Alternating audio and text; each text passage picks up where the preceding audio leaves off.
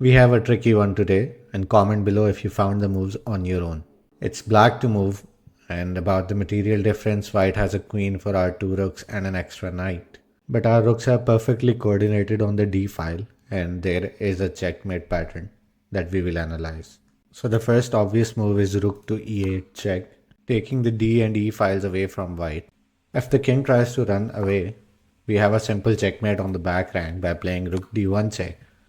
White is forced to defend with the knight, and then we use either of the rooks to deliver checkmate. Now the best move for white here is to block the check with its knight. That opens up an escape square for the king. Now comes the trickiest part of this puzzle, and it's not easy to find the right move.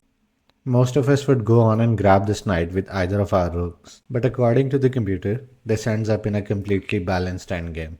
So instead of taking the knight, we have to skillfully play pawn to g4, taking that exit square away from white. And since the knight is pinned to the king, we can take it later.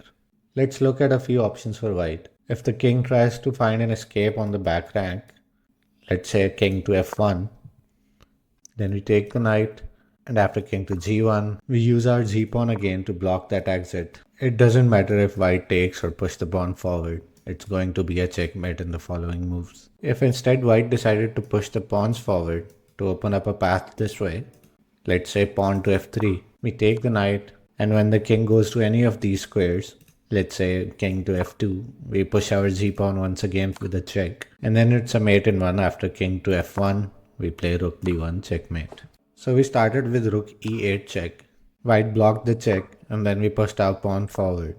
In this case, the best move for white according to the computer is queen takes the pawn on f4. This is the only possible way to relieve the immediate checkmate threat. And then we take the knight. We already know that if white makes a king move here, king to f1, it will be a checkmate. So white has to trade its queen for our rook. And this should be easy for black to convert into a win. That will do it for this one. Thank you for watching, and follow for daily puzzle explanations.